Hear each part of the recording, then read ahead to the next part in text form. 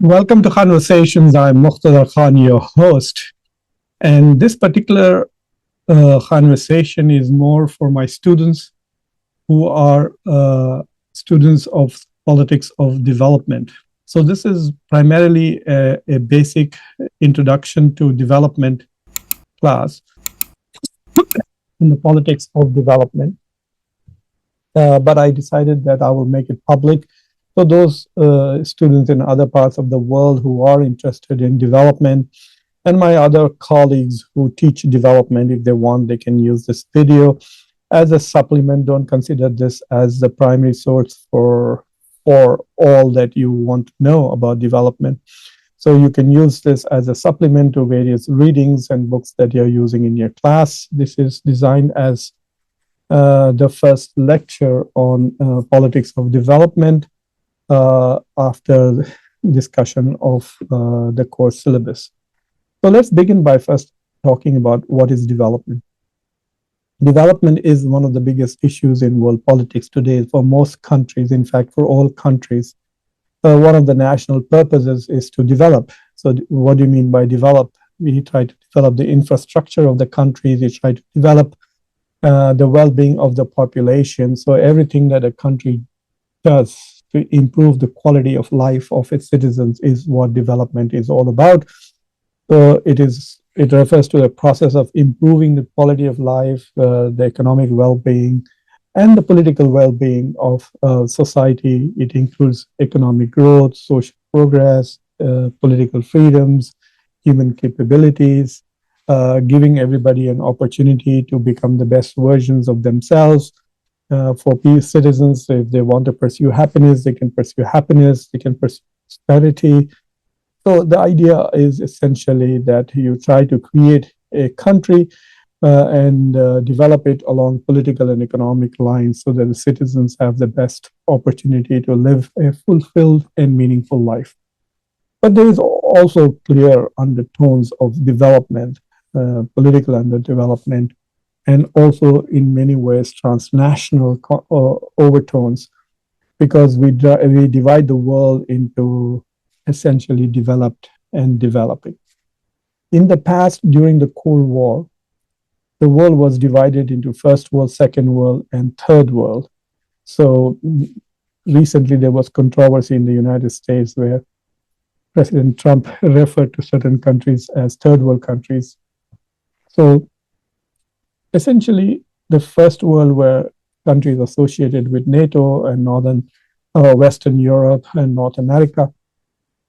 Those countries which are aligned with the US against the Soviet Union were labeled as First World countries, countries which were part of the Soviet Union and its influence and its sphere of influence, or the Warsaw Pact countries, were considered as Second World. These were countries which were more or less developed, like Russia, the current Ukraine, Poland, and others, which are more developed than post-colonial societies, and we'll talk about that shortly, but were aligned with the Soviet Union or were part of the communist bloc that they were called the Second World, and all the countries which were not part of either the US or the Soviet Union, which were led by certain countries, which were also referred to as non-aligned countries, led by leaders from like Pandit Nehru from India, Nasser in Egypt. We have Tito in Yugoslavia, Sukarno in Indonesia. So these were the countries which were non-aligned. They created a non-aligned movement of over 100 countries, and they were referred to as the Third World countries. So Third World was a political term, essentially said you were neither aligned with the US nor with the Soviet Union, but it also had these implications that you were not exactly a developed country. So eventually we started talking about them as developed countries which were in the north. So most Western countries, Australia, even some of the Soviet Union bloc were considered as developed. And then we talked about underdeveloped countries, which were essentially part of the colonial world. So the Europe had colonized many parts of Asia and Africa. They had exploited them for their resources. And then eventually, after Second World War, many of these countries gained their independence. Most of them are Asian and African countries. And basically, they were ravaged, and basically, European countries killed large number of people in these continents, stole their natural resources from Latin America, from Africa, and from Asia, silver and gold, from very well known from South America, diamonds and other minerals from Africa, and even from India. In fact, two of the most prominent diamonds in the world, the Kohinoor and Hope diamond, come from my hometown in Hyderabad, from the Golconda gold mines. In fact, I say that Hyderabad has provided three diamonds to the world: the Kohinoor, the Hope, and Muqtadar Khan. So there are moments when I'm not very humble. So anyway, so these countries which were colonized were literally systematically robbed by European countries for decades. According to some calculations, the British, who controlled India for over 190 years, from 1757 to 1947, basically stole $45 trillion worth of resources. Not only did they rob these countries of their natural resources, but they left a cultural imprint. For some, it became advantageous because these countries could speak English and were connected to the first world. But they also left enduring problems associated with borders, with underdevelopment, with ethnic and religious conflicts. South Asia is one of the best examples of the consequences of colonialism and divided borders, religious animosity, national animosities, etc. So that is what we call as a condition of underdevelopment, which is as a consequence of exploitation by European powers or Western powers. And unfortunately, I must say that these post-colonial societies are today, for political correctness purposes, described as developing because they have all improved significantly after they became independent. The most remarkable examples of development are East Asian tigers like Hong Kong and Singapore and South Korea and Taiwan, but also Japan. But Japan was also an imperial power, so it doesn't fall into the post-colonial society. But India and China are the best examples of developing countries which have become very successful after they became independent. So we think of development essentially in three categories. So economic growth. So the economic point of view of development is sustained development and in income growth. So you measure that in per capita GDP. That is the main instrument. And then you have the human point of view, where you look at not just the income, but you also look at other aspects of society, which is, do people have freedom? Do people have choices? Can they follow whatever religion they want? Do they have the opportunity to become a doctor if you want to become a doctor? If you're a woman, if you want to become a professor, can that happen to you? Today in Afghanistan, women cannot go to school beyond the 6th grade. So that tells you that there is a certain kind of underdevelopment that is being imposed by the current government of that country. So we measure that development not in terms of income, but in terms of opportunities. And then, of course, there are social aspects of looking at it, of poverty, inequality, unemployment, young people who are highly educated and therefore have benefited from development, but are unemployed because their national economy is not doing well. There are broadly two theories that address development. One is called the modernization theory, which talks about why countries have developed. Like, why did the West become so rich and powerful? It kind of ignores the benefits from imperialism and colonialism, but talks about how certain changes in society, the Protestant work ethic, for example, Marx Weber talks about how it moved people away from superstitious beliefs to becoming more materialistic in the world, thinking that if you work hard and you educate yourself, you can do well. So there are these reforms that have taken place in Western societies, which is broadly described as modernization, moving away from religiosity and becoming more secular, focusing more on material development, becoming more democratic, and also focusing essentially more and more on scientific way of thinking and scientific development, leading to industrialization, the information age, and so on and so forth. So, for example, we are currently experiencing another set of an era in history with a sudden spike in growth and development, which is through artificial intelligence. And countries which adapt to this and societies that adapt to this will become richer and more powerful, and societies which eschew this will become less developed and behind. So the modernization theory identifies the early modernization theory talked about how countries went from being traditional to modern and therefore became rich and powerful.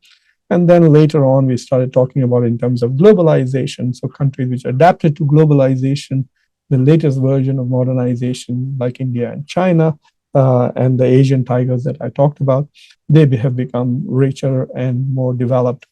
And those which did not adjust to globalization have fallen behind. And one example would be Pakistan, for example.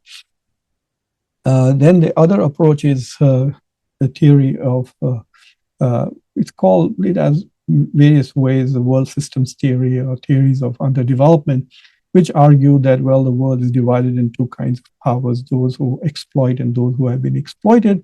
And so they point to imperialism and colonialism and argue that there was a systematic destruction of societies. So if you go back, say, a couple of 100 years ago, you'll find that the richest countries in the world were China and India. They had the greatest share of the global GDP, even 50%. There was a point where India, under the Mughals, had 27% of the global GDP, which is roughly what the US has today. So the amount of rich and economic prosperity that America enjoys today, that is what Indians were enjoying under the Mughal Empire. So we talk about those, that how did then India, which at one point had 27% share of the global GDP, today has less 4%. It's about 3.5% of the global GDP, in spite of the fact that it is now the fourth or the fifth biggest economy in the world and the fastest growing major economy. It still has only 3 or 4% of the share. So how did it become 1/8 of what it used to be? Well, that is because of colonialism and imperialism and exploitation by Great Britain and Western powers. And therefore, we can understand development or lack of development in the global South as a consequence of systematic exploitation. So there is another way of understanding why some countries are developed and why they are not. We will talk about those theories during the course of this semester, and I will also share readings for you. So what are the key features of underdeveloped countries? The opposite would be true for developed countries. So one example way in which we identify or the defining characteristics of underdeveloped countries is low per capita income. So if, say, that you have a country with 10 people in it, and if the total economy or total stuff that is produced and traded, etc., the total income and production of that country is, say, 100, then total of economy divided by total population, it gives you the per capita income. In this case, it would be $10. And if there's another country where there are only 5 people, but its economy is also 100, then its per capita income would be 20. So we would say, oh, this is a richer country than the other. This is more developed than the other. So one indicator is per capita income. For underdeveloped countries, the per capita income would be low. For developed countries, it will be high. So for example, if you take a country like, say, Pakistan, its per capita income right now is around $1,500. If you take India, it's $2,800. If you take Bangladesh, these are all South Asian countries, it would be $2,600-$700. These are compared to, say, Germany, its per capita income is $55,000. So you can see right away that, oh my God, there's a huge difference in the economy. The US is around $90,000, $89,000 is US per capita income. So if you take, say, Bangladesh at 2,800 and the US at 89,000, you can see the difference between the per capita income and guess the degree of development. They have more money to spend on schools, more money to spend on infrastructure, more money to spend on healthcare, on defense, on weapons, and so on and so forth. So one good indicator would be per capita income. Another indication is that underdeveloped countries have high degrees of poverty and unemployment. So, for example, India and China have done a tremendous job in the last 30 years to lift about 1.2 billion people out of extreme poverty. So India has lifted about 450 million people. China has lifted about 800 million people out of absolute poverty, but there are still millions of people who are living in poor conditions, which are living on less than $2 a day or living on. So, for example, an average salary in India is about 25,000 rupees, which is about $300. So they are living on $10 a day. This is an average, lower middle income. So the poor people make far less. They make like 6,000 to 8,000 rupees a month. If you are making $300 per month in India, you are in the top half of the country. That means half your countrymen are making less than you. In the US, the median income is over $60,000. So poverty is one, unemployment is another, because the economies are weak, there's high unemployment. And then low industrialization, that is another sign, and poor health care, which is measured in terms of lower life expectancy, and education in terms of how many people go to schools, how many people go to colleges, etc. So these are all indications of development. So underdeveloped countries have low per capita income, high poverty and unemployment, low industrialization, poor healthcare and educational standards. So the developed countries are more or less the opposite. They have high per capita income, low poverty, low unemployment, high degrees of industrialization, poor healthcare and good healthcare and good education. But we also have a peculiar situation now that even highly developed countries are becoming less and less industrial, such as England. So England is perhaps the most deindustrialized advanced economy. So it is still the fifth or sixth biggest economy in the world. It has roughly 60 million people, but its per capita income is over $45,000. But 80% of its economy comes from services, education, consulting, finances, etc. That means they're completely deindustrialized. They don't make anything. Some comes from agriculture, some come from trade, and the rest comes from services. So low industrialization can be an indicator of poor countries or very advanced economies, like the US is nearly 77% come from. The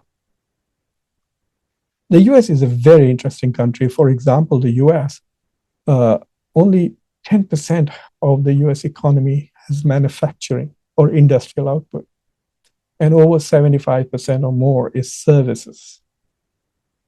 But because the US is also the biggest economy in the world at $31 trillion, 10% of $31 trillion is $3.1 trillion. So the manufacturing output or the industrial output of India, of the US, is 80% of the Indian economy, or very close to the size of the British economy. And it is the second biggest producer or manufacturer after China. So yes, low industrialization in percentage, but in terms of production, very high. But these are the four broad indicators that you should keep in mind. So let's now talk about politics of developing nations. So we leave developed world with their ethno-nationalism and rise of populism, etc. aside. We'll talk about, this class is about the politics of developing nations. So now that we know what are developing nations are those which were underdeveloped, and they are getting better and better. Once I show you World Bank indications, what the World Bank's criteria are, you will begin to understand a bit more clearly what are developing nations. So let me give you an example. Last year, I went to India. In January, I spent a whole month in India after like more than 25 years abroad. So I got to see India, the fastest growing major economy, the fourth biggest or fifth biggest economy at that time. So I saw people who are very wealthy. There are many billionaires. India produces the third largest number of billionaires, but its per capita income is just $2,800. So it is amazing. The US is maybe 30 times richer than India. And I could see poverty everywhere. I could see prosperity everywhere. And then after that, at the end of that year, I went to Brazil. And I could see the difference between, these are both middle income economies according to World Bank, but one is a lower middle income and one is an upper middle income. So in a few months, I went to India, went to Brazil, went to Spain and spent 2 weeks in Spain. And I was able to see very clearly, you can just see that when you walk out in the street that, oh, this is a lower middle income. This is an upper middle income, and this is a high income economy, which is what Spain is. So you can see the developed nature of society right there. It stands right there in your face. You may miss the political development side of it, but the economic development side of it is everywhere. You can see that on the airport. You can see that in restaurants. You can see that on the roads, in traffic, on the quality of cars, etc. Anyway, so we are just focusing on the politics that agitates the developed nations who are now independent from their colonial past and are struggling. So these are the 4 characteristics of the politics of developing nations, that they have a colonial legacy and dependency. So they are post-colonial societies. So they have very peculiar politics. We will try to flush it out as much as we can. So for example, the Indian elite speaks English. They read, like I grew up reading P.G. Wodehouse, which most Americans will not understand, but all Brits will know that this is what the British elite students in schools will read. We are very familiar with British poetry, British music. We play all of British sports. We learn soccer from the Brits. We learn cricket from the Brits. India is passionately crazy about cricket. It is a colonial legacy. But there are also negative consequences. We think that people who are of lighter skin are better than people who are of darker skin. This is just one cultural consequence of living in a post-structural society.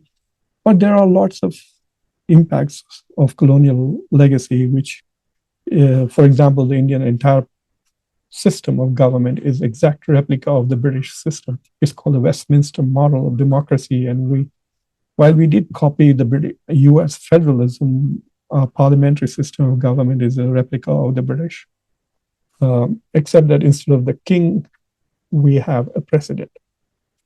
Then in politics, in developing nations, some of their institutions are weak. The judiciaries are weak. Freedom of press is curtailed. So political institutions, even the parliamentary systems tend to be weak. And you can see them in developing countries. And the third aspect is that the elite dominates and there is corruption. Right now, you saw protests in Bangladesh, in Sri Lanka, in Nepal, and other, and also in some Eastern European countries, what we call as a Gen Z, like young people protesting because there is nepotism going on. So yes, so one aspect of developing societies is because their institutions are weak, there are corruptions. So you will find that the anti-corruption police chief is probably one of the most corrupt people in the country. So that is what happens. So if you have strong institutions, strong judiciary, strong media, strong law enforcement agencies, then the corruption goes down. And then in developing countries, we see that the government plays a bigger role in economic strategies, etc., unlike developed societies, which are a more laissez-faire. What are the challenges of developing countries? The challenges that developing countries face is political instability. Today, I recorded a show about political instability in Bangladesh. There is rioting in the streets, minorities are being lynched and killed.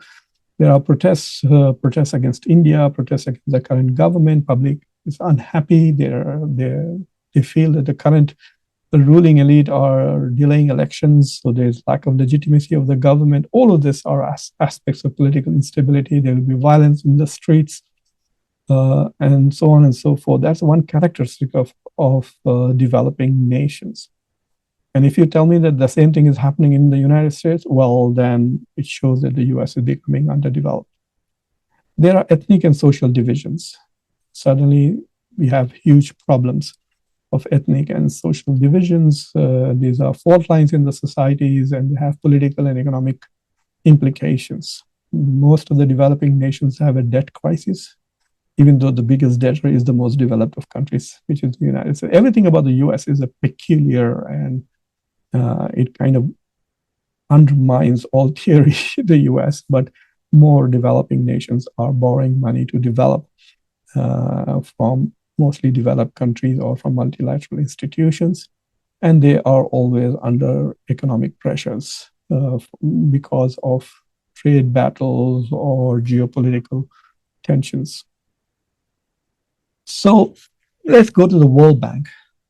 We'll talk about the World Bank and international institutions in a different section or different lecture. But assume there is a World Bank out there which gives loans to countries so that they can invest in their development. So the World Bank classifies the world into 4 types of countries. They say the countries that are low income, lower middle income, upper middle income, and high income countries. So if you look at this particular map here, the dark green ones are the developed high income economies, which means their per capita income is a little more than $4,500. That number changes every year because of inflation, etc. So last year, in 2025, the high income economy is the one which has per capita income of $14,000. So if you look at countries like China, for example, with all the fact that it's the second biggest economy in the world and major superpower, it is not a high income economy because it has a huge population and its per capita income is less than 14,000. It's around 13,500, or maybe it might cross over this year. So China is not a high income economy, but if you look at most of Western Europe, Northern America, Australia, Russia, and some Gulf oil-rich countries, these are the high-income economies. Their per capita incomes are more than 14,000. And then there are really poor countries, as you can see. They are the sub-Saharan countries, mostly in Africa. And then you have Afghanistan in South Asia. And then Syria is also shown as a low-income economy. So a low-income economy is where there's a lot of poverty, like the per capita income is less than $1,200 or $1,145. That's the benchmark for 2025 that World Bank has. So these are the extremes. And you can see that roughly 15 times is the difference. So a minimum high-income economy, like Turkey just became a high-income economy. And it is 15 times richer than, say, Afghanistan. And then you have, in the middle, they divided the middle income economies into lower middle income and upper middle income. So if you look at South Asia, most of South Asia is lower middle income because their per capita income is less than 4,500. So that is the cutoff, $4,500. If your per capita income is $4,500, more than that, and less than 14,000, then you're upper middle income. So an examples of upper middle income is most of Latin America or South America. If you look at it, at the color coding of South America, you can see it is most of the countries have a per capita income above 4,500 and below 14,000. I had visited Brazil and I talked about it. And Brazil is about $10,000 per capita income. And then South Asia, you can see the light green is lower middle income. So you can see that development is kind of clustered in regions. So it's not just a country becoming rich. The region also has to become. So it is very rarely that you will find a country which is very rich surrounded by very poor countries. You can see that in Saudi Arabia and Yemen, because Saudi Arabia has oil and Yemen does not. This is also another map which gives you an idea of countries which are developed and countries which are developing. This map is a little interesting. This was a couple of years old, and so it places most of Central Asia, Russia, Eastern European countries as developing nations. Even Ukraine, for example, which is an upper middle income economy, and describe them as developing, and very few, like Western Europe, North America, and Australia, as developed countries. So this is another characterization of those countries. So the World Bank, which divided the world into low income, lower middle income, upper middle income, and higher income economies, have come up with a strategy called the 3I strategy. So when I ask you to write a paper about or a development strategy for a country, I want you to use this model from the World Bank to discuss how it is. You can obviously reject it and say, oh, this doesn't make sense. But you must have a good argument as to why it does not make sense. And you can then come up with your own model. Maybe we can send that to the World Bank and they will learn something from you. Anyway, so this is what the World Bank says, the 3I strategy. The first I is for investment, the second I is for infusion of technology, and the third one is for innovation. So this is what they say, that if you want to move, if you're a low-income country, like Afghanistan, like Somalia, like the sub-Saharan countries that we saw in Africa, in the middle part of Africa, all the yellow part. If you are that country, low-income economy, that means your GDP per capita is less than $1,145 in 2025, then you must invest, which means you borrow money or you have your own national. Invest in what? Invest in education, invest in infrastructure, invest in creating an environment where people can then work towards and earn a living and create jobs and achieve a higher income level. So the first criteria for a country to say become independent, like South Sudan just became independent from Sudan, it is a low-income economy. So what should you do if you are the president? You focus on investment. And what do you invest in? Infrastructure, build roads, make sure everybody has telephones, make sure there are hospitals, make sure there are universities, and you educate your population. And so you invest in fighting poverty, invest in agriculture, in healthcare. So it's about investing in basically infrastructure. That is the first strategy for countries which are, once you become a lower middle income economy, which means that your per capita now exceeds $1,200 per year, then you go into what is called investment plus infusion. So you continue to invest, but now you start looking at the world and say, oh, what is the world doing? Oh my God, United Arab Emirates has made sure that all its citizens have access to the professional version of ChatGPT for free. Well, you can't do that if you're a poor country, but you can say, okay, we need to improve the digitization of our economy. What is the world doing? They're going into AI, they're going into digital technology. So we try to bring in the technologies which are out there in the world and make sure that they spread. Let more and more people have access to the internet. Let more and more people use the digital infrastructure of the world to this. Let your students have access to Wi-Fi, have access to the internet, have access to the knowledge bases, have access to Khan Academy in YouTube or Wikipedia or whatever. So try to bring in technologies from outside and infuse them. Let people have smartphones, but in order to have smartphones, you have to have a widespread infrastructure and networks, 5G and so on and so forth. So you bring in technologies and invest in that. That's where you spend your money. If you're an lower middle income economy, like you have built enough roads and you have built enough schools and you've built enough hospitals. The next step is to try and bring in technologies. You have a hospital, bring in the best medical technology that is available. You have a school, make sure that they have access to the internet. You have roads, well, try to make them smart, and so on and so forth. And then they have the third I, which is if you are an upper middle income economy, like Brazil.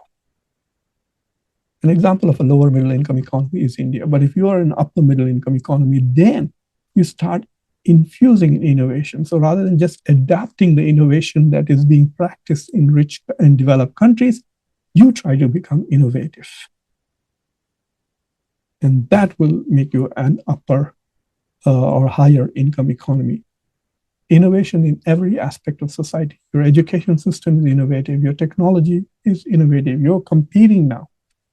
And that is the recommendation. So the upper income or developed societies have higher degree of infusion of innovation in the technologies and stuff. So for example, when I go and teach a class here, everybody has at least one or two digital, everyone has an iPhone right there or a smartphone sitting on their desk, but they also have, all of them have latest laptops. Occasionally, I will see some people using a tablet, but everybody seems to have the state-of-the-art technology. They have Wi-Fi, they have access to the internet. And so you can see that they are working together now. Everybody is becoming literate in AI-related agents that are available. Everyone is using ChatGPT to do their research and so on and so forth. So in an upper income economy, you will see a large number of people who are using technology quite a bit. And then the technology has diffused itself. Innovation is very common everywhere. So this is the classification and the strategies. So if you're low income, you invest in infrastructure. If you're lower middle income, you invest in infrastructure, but you start bringing in the technologies which are already out there in developed societies. If you're a middle income economy, you start investing in innovation to become a high income economy. High income economies, well, you keep doing what you're doing. You seem to be okay.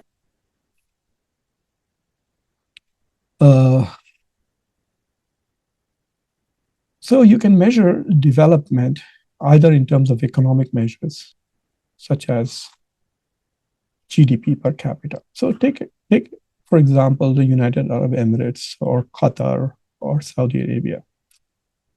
They have very high quality of life and very high GDPs. But there's something missing there, which is absence of democratic governance. They're monarchies. Whereas if you look at Northern Europe, like Scandinavian countries, Norway, etc., they also have monarchies, but they have democracies too. So we argue that, yes, Saudi Arabia is economically developed, but politically underdeveloped because it has not democratized. So there is this assumption that the more you become democratic, the more freedoms that are available to your population, the more politically developed you are. So political development is just another way of measuring democratization. But there are societies which are high income, but which are not fully democratic, but people seem to be very happy, like Singapore, for example. Hong Kong, I was in Hong Kong very recently. I've been to Singapore on several occasions, and yeah, people seem to be very happy. So they are not democratic societies. So what do we make of it? How do we understand the level of development? So there is another indicator called the Human Development Index, which looks at several things and says basically that just GDP per capita is not the only way. So for example, if you look at a country which may have, say, high income, like for example, Russia. But I think people in India with a lower per capita income are better off than people who are just living in Russia with higher income because of various criteria. So two people, one Pakistani and one Indian economist, developed an indicator called Human Development Index, HDI. And so they use health life expectancy at birth, education, years of schooling, and income to argue that HDI is a better indicator of what the quality of life is. Because if you have money but no education, then you don't have a good quality of life. So if you have education and money but don't have good health care, then you don't have good. So development here is measured, but it is apolitical, so it doesn't give any point for living in a democratic society. So HDI is a slightly better indicator than just GDP per capita. And there are rankings available. And it matters because it goes beyond income, it focuses on human well-being, and is useful for policy comparisons. So if you want to understand which country you want to copy, I would recommend that you go to countries which are ranked higher on HDI and not just on. So for example, if you take the United States and certain Northern European countries, the US has higher per capita income than say Norway or Sweden or Finland. But these countries, people are happier and they have higher human development index ranking than the US, even though all of these countries are more or less democratic. So that is what we will talk about. So what are the politics of the developing nations? What are the indications of measurement? And so in this module, there are several articles that I have attached. And in this particular, in 2026 January, I will be using an Indian television series called Panchayat to give you a extremely local, granular, local level exposure to politics in a developing country. So thank you for watching.